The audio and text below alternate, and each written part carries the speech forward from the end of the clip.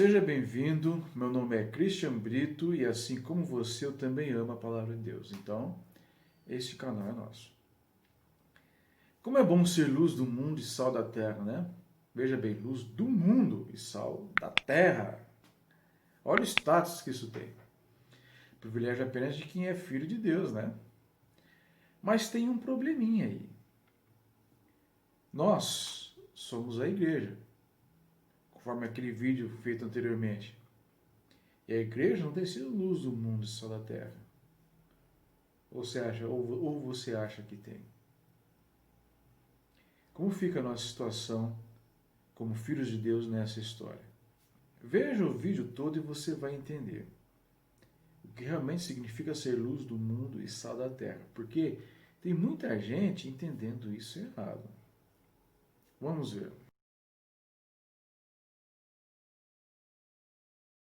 A primeira coisa que a gente tem que entender sobre essa questão de ser luz no mundo é o que é essa luz, afinal de contas, né? Como fala em Mateus, no capítulo 4, no versículo 16 até o versículo 17, diz assim: O povo que estava sentado em trevas viu uma grande luz. Aos que estavam sentados na região e sombra da morte, a luz raiou. Desde então começou Jesus a pregar e a dizer: Arrependei-vos, porque é chegado o reino dos céus. Jesus é essa luz. E nós, povo de Deus, sua igreja, temos o dever de irradiar essa luz. Mas antes ainda, vamos entender algo óbvio, que é o seguinte: para que serve uma luz? A luz é o que torna tudo visível, né? Por exemplo, se você não tem como você apreciar uma paisagem bonita se estiver tudo escuro. Não dá também para você achar um objeto perdido em casa se estiver escuro. Você tem que acender a luz. Do mesmo modo, para apreciar uma paisagem bonita, você tem que esperar amanhecer o dia, o sol aparecer, porque aí sim é possível apreciar a paisagem. Não é isso? Então, o que é luz do mundo? Mateus 5, 14, 16 diz assim: Vocês são a luz do mundo. Não se pode esconder uma cidade construída sobre um monte. E também ninguém acende uma candeia e a coloca debaixo de uma vasilha. Pelo contrário, coloca no lugar apropriado. E assim ilumina todos os que estão na casa. Assim brilha a luz de vocês diante dos homens, para que vejam as suas obras e glorifiquem ao Pai de vocês que está nos céus. Presta bem atenção nesse texto, no versículo 16. Assim brilha a luz de vocês diante dos homens. Isso ocorre primeiro, e na sequência, para que vejam as suas boas obras e glorifiquem ao Pai de vocês que está nos céus. Você viu aí que a luz, né, do mundo é através de nós. Jesus é essa luz, e ela é transmitida para o mundo através de nós. Essa luz deve brilhar diante dos homens. E é através dessa luz que é possível que eles vejam as nossas boas obras. E aí sim glorifiquem a Deus que está nos céus. Em relação à palavra de Deus, né, como essa questão de luz do mundo, sal da terra, por exemplo, as pessoas normalmente têm a tendência de achar que esse tipo de coisa refere-se exclusivamente ao indivíduo. Eu sou a luz do mundo. Sim, de fato, né? Mas Deus, em primeiro lugar, ele tem como meta que a igreja desempenhe esse papel. Ou seja, aquilo que a gente vê, que a gente sempre entende como sendo responsabilidade do indivíduo, ela é, antes de tudo, mais ainda, responsabilidade da igreja. Porque é a igreja que vai derrubar as portas do inferno. Não é um indivíduo.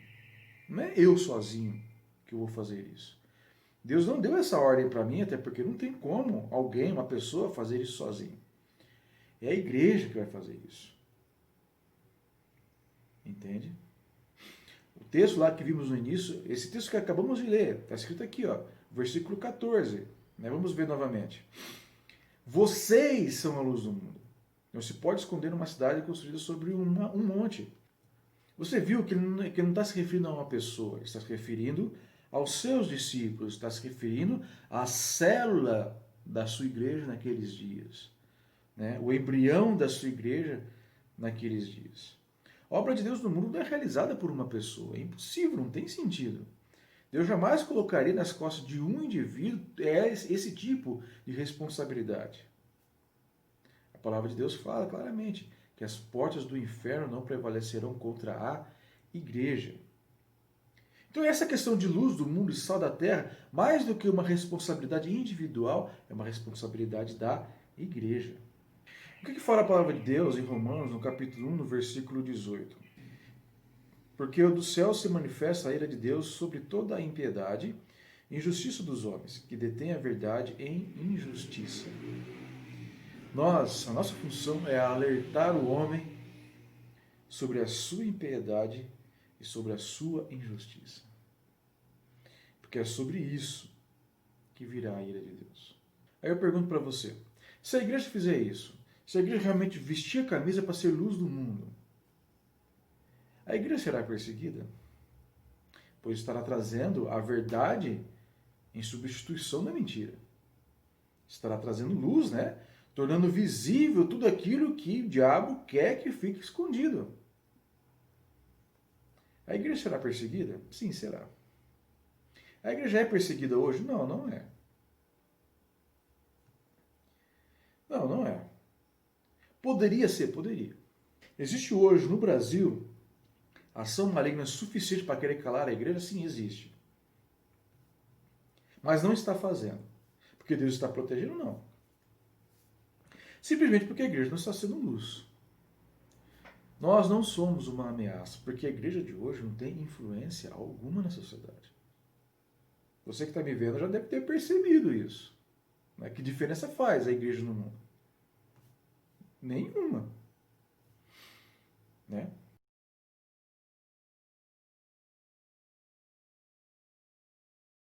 Mateus, capítulo 5, do versículo 13 até o versículo 16, diz assim: Vocês são o sal da terra, mas se o sal perder o seu sabor, como restaurá-lo?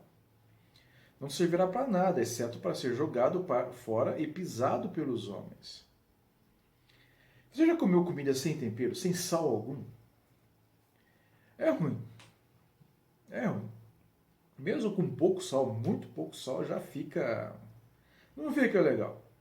Né? Por quê? Porque o sal é algo que a gente sente. Né? Não é algo que é explicado filosoficamente. Né? Ou seja, o sal não é discurso. O sal é algo que você sente. Ou ser o sal do mundo é algo que o mundo deve sentir. Enquanto que a luz é o discurso, o sal é a prática.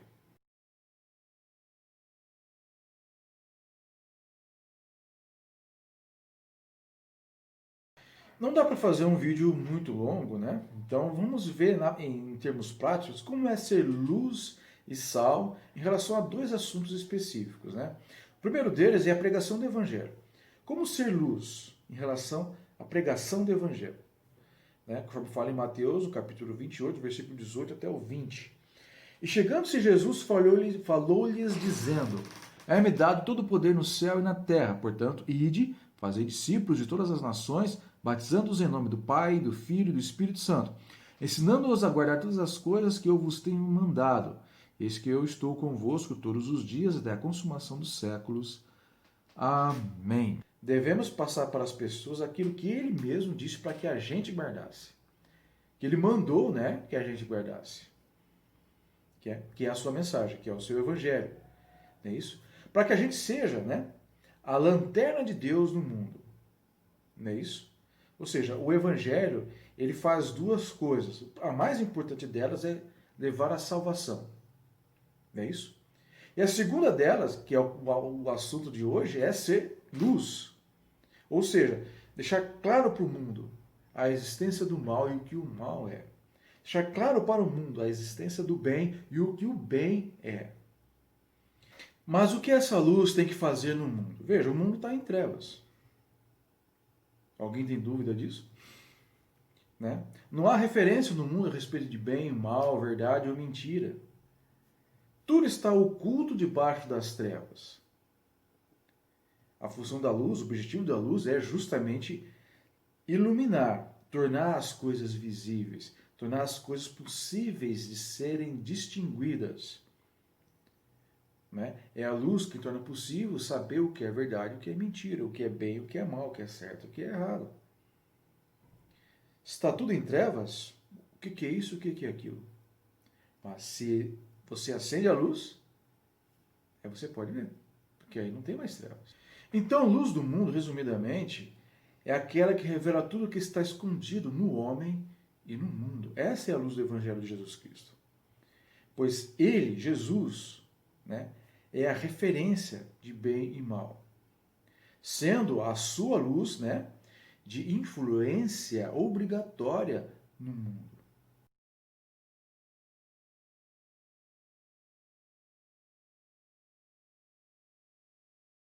Qual é a ação prática da pregação do Evangelho no mundo? Fala em Provérbios, do capítulo 28, do versículo 4 e 5. Os que abandonam a lei elogiam os ímpios, mas os que obedecem à lei lutam contra eles. Os homens maus não entendem a justiça, mas os que buscam ao Senhor a entendem plenamente. Lutam contra eles, né? Lutam contra eles, né? Para que o mundo sinta o sabor de que existe o povo de Deus no mundo, significa que a gente não deve apenas pregar acerca da justiça, mas também defender a justiça. Né? A gente não prega apenas o cumprimento da lei como regra moral, ou a lei dos homens, né? Como uma questão de justiça e honestidade, mas nós não apenas pregamos, mas cumprimos essa lei e defendemos o cumprimento dela. O povo de Deus é um povo atuante na sociedade. É assim que se torna sal. É assim que o mundo sente um sabor diferente.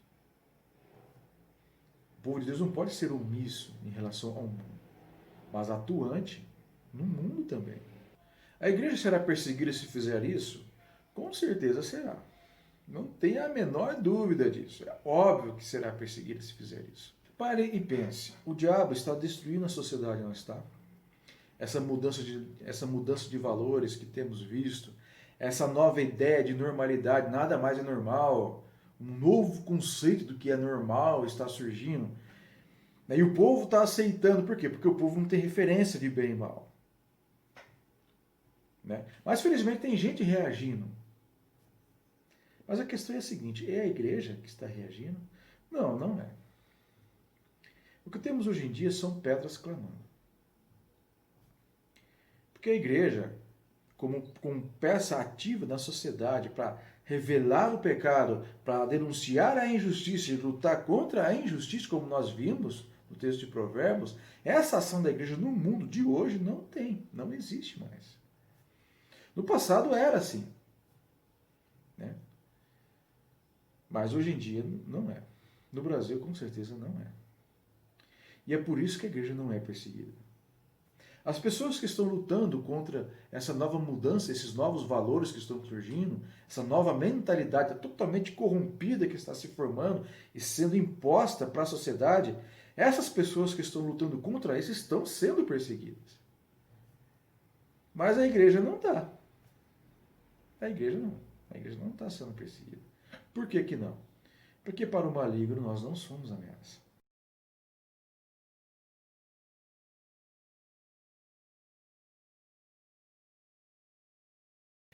A pregação do Evangelho, a mensagem do Evangelho, ela não é contra pessoas, mas é contra ideias. Contra costumes, inclusive. E contra a cultura também. Né? Porque a mensagem do Evangelho é para toda a língua e nação, é para todos os povos. Isso vai além de aspectos culturais. Não é isso? É óbvio, né? Tem cultura, por exemplo, que o suicídio faz parte dela. Como igreja vai apoiar isso? Tem cultura que vê o estupro da mulher, né, por exemplo, como um aspecto cultural, como em países muçulmanos, por exemplo. A pessoa fala que no Brasil existe uma cultura do estupro. Não, não existe. Você que está me vendo sabe disso. Ninguém aprende do pai e da mãe a estuprar a mulher, não é? Há países em que isso acontece, né? E a igreja desses lugares tem que falar contra isso. Né? Então, ser luz do mundo, em termos de influência, também acontece no aspecto cultural. né? Porque o evangelho exerce influência no povo, em qualquer povo, né? Ou melhor, em todos os povos. Essa é a ideia. Como fala em 2 Coríntios, no capítulo 10, do versículo 3 até o versículo 5. Pois embora vivamos como homens, não lutamos segundo os padrões humanos. As armas com as quais lutamos não são humanas, pelo contrário, são poderosas em Deus para destruir fortalezas. Presta atenção aqui. Destruímos argumentos e toda a pretensão que se levanta contra o conhecimento de Deus. E levamos cativo todo pensamento para torná-lo obediente a Cristo. O que isso significa? Significa que todo conceito, toda ideia, todos os valores, enfim, todo pensamento é levado cativo para torná-lo obediente a Cristo. Esse é o nível de influência que se espera de um pregador do Evangelho, pois a luz de Cristo está nele. Não é? Ser luz significa destruir todo argumento e toda pretensão que se levanta contra o conhecimento de Deus, pois é a luz que revela a verdade. Vejamos alguns exemplos onde a igreja, por ser luz, deveria servir como referência da verdade. O que a ideologia de gênero tem pregado, por exemplo? E qual é a resposta da igreja como luz do mundo para isso? O que a teoria crítica tem feito, tem pregado? Né? E qual é a resposta da igreja como luz do mundo para esse tipo de coisa? A família, a ideia de família está sendo destruída, desfeita, desmanchada. A própria sexualidade humana está sendo desconfigurada. Ser luz significa afastar as trevas e mostrar a verdade. Infelizmente, nos dias de hoje, a igreja não está sendo luz em aspecto algum, praticamente. Né? Em relação à mudança de valores que a sociedade tem experimentado, ou melhor, em relação à mudança de valores que tem sido imposta para a sociedade nos dias de hoje, o que a igreja tem feito? Veja só o que fala no Salmos 11, versículo 3. Quando os fundamentos estão sendo destruídos, o que pode fazer o justo? Esta é uma boa pergunta. O que o justo vai fazer? Não seria obrigação da igreja responder essa questão? Em relação à escravidão da carne, por exemplo, que a gente vê não apenas no carnaval, mas na televisão, na programação podre que a gente tem aí, inclusive nas escolas de hoje. 2 Pedro, no capítulo 2, versículo 18 e 19, diz assim: Pois eles, com palavras de vaidosa arrogância e provocando os desejos libertinos da carne, seduzem os que estão quase conseguindo fugir daqueles que vivem no erro. Prometendo-lhes a verdade, eles mesmos são escravos da corrupção, pois o homem é escravo daquilo que o domina. É isso que a sociedade hoje vem sofrendo. Escravidão da carne, dos desejos, né? Hedonismo, erotização infantil. A luz de Cristo é para iluminar as trevas, revelando o bem e o mal, não é? Não é isso que a luz faz? Então a igreja precisa dar uma resposta para essas coisas. Precisa dizer a verdade e reagir a favor da verdade. E sobre essa reação que vamos ver agora, sobre essa questão de influência no mundo, mas como ser sal.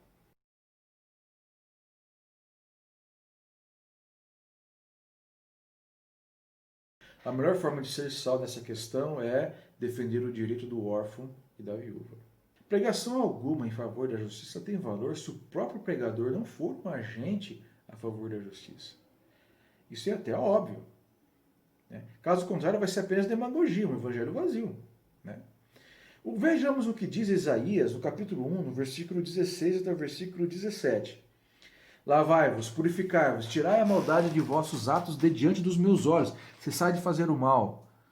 Aprendei a fazer o bem, procurai o que é justo, ajudai o oprimido, fazei justiça ao órfão, tratai da causa das viúvas.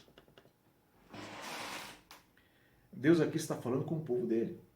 Deus aqui está falando conosco, ajudar o oprimido, fazer justiça ao órfão e tratar da causa das viúvas.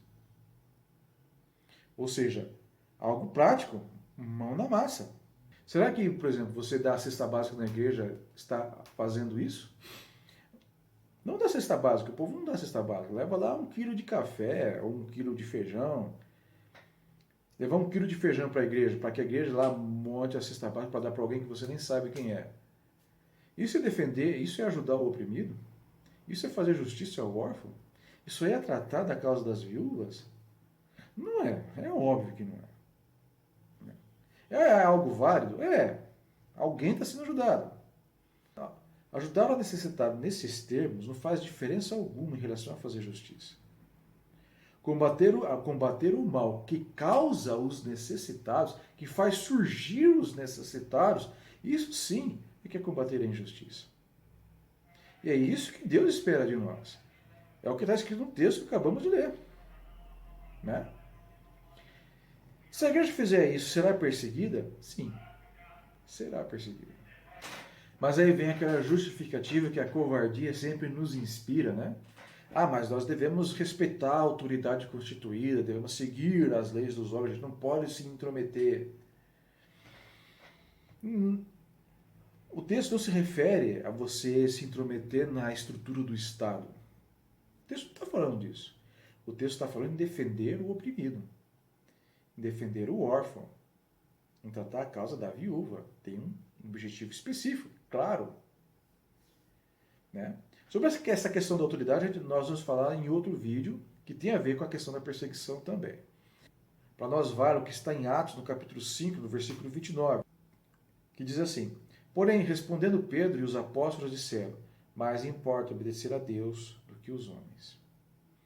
Nesse texto aqui, Pedro e os apóstolos estavam sendo proibidos pelo governo da época de anunciar o evangelho. Né? Eles não estavam tendo uma ação administrativa, política, que quer que seja, eles estavam apenas sendo luz para o mundo. Aí o governo corrupto da época, ímpio da época, quis calar a boca deles. Ou seja, ser atuante da sociedade causa perseguição. Ser luz no mundo causa perseguição. Jesus Cristo sofreu e morreu por nós. Então é justo a gente sofrer também. Não é injusto. Se é para sofrer pelo Evangelho, então vamos sofrer pelo Evangelho. Né? É possível ouvir Satanás na mídia, na imprensa, corrompendo a mente das pessoas. Mas não se ouve a voz do povo de Deus, trazendo luz sobre essas mentiras. E muito menos sendo sal, para fazer uma diferença possível de ser sentida na sociedade. O Evangelho não é apenas em dar esmola ou comida para quem tem fome, ou uma esmola de R$2 no farol, mas fala em defender o direito do pobre. Né? Como fala em Jeremias, no capítulo 5, versículo 26 até o 31. Presta bem atenção nesse texto que ele é interessante. Há ímpios no meio do meu povo, homens que ficam à espreita como no esconderijo de caçadores de pássaros, preparam armadilhas para capturar gente. Suas casas estão cheias de engano, como gaiolas cheias de pássaros. E assim eles se tornaram poderosos e ricos, estão gordos e bem alimentados. Não há limites para as suas obras más. Presta bem atenção. Não se empenham pela causa do órfão, nem defendem os direitos do pobre. Não devo eu castigá-los? Pergunta o Senhor. Não devo eu vingar-me de uma nação como essa? Uma coisa espantosa e horrível acontece nesta terra. Os profetas profetizam mentiras, os sacerdotes governam por sua própria autoridade e o meu povo gosta dessas coisas. Mas o que vocês farão quando tudo isso chegar ao fim? Pegou a ideia? Ali é um texto sobre a nação de Israel. Tem gente que pensa o seguinte, é a nação de Israel, a gente pode usar como referência o Brasil. Não, não é. A nação de Israel é o povo de Deus. Quem é o povo de Deus hoje? A igreja. Então, esse texto é para a igreja. Quando o texto fala ali no início, no versículo 26, há ímpios no meio do meu povo, está se referindo ao povo dele. Que no caso, hoje é a igreja. Não é isso? Então, vamos ler novamente esse texto, tendo isso em mente agora. Não é o Brasil, é a igreja que é o povo de Deus. Há ímpios no meio do meu povo, homens que ficam à espreita como um esconderijo de caçadores de pássaros, preparam armadilhas para capturar gente. Suas casas estão cheias de engano, como gaiolas cheias de pássaros. E assim eles se tornaram poderosos e ricos. Estão gordos e bem alimentados. Não há limites para suas obras más. Não se empenham pela causa do órfão, nem defendem os direitos do pobre. Não devo eu castigá-los? Pergunta o Senhor. Não devo eu vingar-me de uma nação como essa? Uma coisa espantosa e horrível acontece nessa terra. Os profetas profetizam mentiras, os sacerdotes governam por sua própria autoridade e o meu povo gosta dessas coisas. Mas o que vocês farão quando tudo isso chegar ao fim? Vivemos dias de um evangelho fácil. Hoje não se exige responsabilidade. É cada um e boa. Este vídeo é o primeiro de uma série para falar sobre a perseguição da igreja. Né? Os fatores que levam uma igreja a ser perseguida. Né? Porque a perseguição não é algo que nós buscamos. Do tipo assim, vou ficar aqui, a perseguição vem de qualquer jeito mesmo, então vou ficar aqui parado esperando ela chegar. Não, não é isso. A perseguição ela vem quando a igreja, de duas formas. Primeiro, quando a igreja ela é ativa e realmente tem uma ação efetiva para derrubar as portas do inferno. A igreja é perseguida quando faz isso. Perseguida, mas não é derrotada. Mas é fortemente perseguida. Tem países no mundo, né, em que já foi país cristão no passado e hoje é país muçulmano, por exemplo. A igreja foi derrotada ali. Por quê? Porque ali, no caso, foi diferente. A igreja foi omissa. Ficou parada. Ficou exclusivo entre os membros. Deixou de ser influência. Então não foi perseguida, foi simplesmente anulada. Né? E essa igreja pequenininha que passou a ser atuante. E por isso que é perseguida. Entende? Por exemplo, a Argélia, já usei esse exemplo em outras ocasiões, né? Que é o país de Santo Agostinho. Né? É um país muçulmano, já tem uns 800 anos. Isso, mas era um país cristão. Mas a igreja de lá foi omissa. A igreja de lá não quis ser luz como deveria, não quis influenciar como a palavra de Deus diz para que se faça. Então foi anulada. E hoje é um país onde os cristãos são perseguidos. Os cristãos hoje tentam fazer o seu trabalho de uma maneira extremamente difícil, mas não dá porque a igreja é perseguida. Né? Esse tipo de perseguição não é o objetivo de Deus, porque Deus quer uma igreja que seja luz do mundo. Uma igreja minúscula, reduzida, vai ser luz de quem? Do mundo é que não vai ser. Mal vai ser luz do país onde ela está. Então uma igreja pequena, reduzida e perseguida não é o objetivo de Deus. O objetivo de Deus é uma igreja grande, firme e atuante, perseguida por ser atuante. É isso que Deus quer. Porque a perseguição faz parte. A derrota é que não faz parte. A gente tem que entender isso. Né? Sofrer em nome do Evangelho não faz parte do Evangelho de hoje. Morrer por Cristo, menos ainda. Então ser luz do mundo para quê? Se é perseguição que isso provoca. Por isso, meus irmãos, eu vou encerrar a palavra de hoje com o que diz em Apocalipse, no capítulo 3, no versículo 16. Assim, porque és morno e não és frio, nem quente, vomitar-te-ei da minha boca.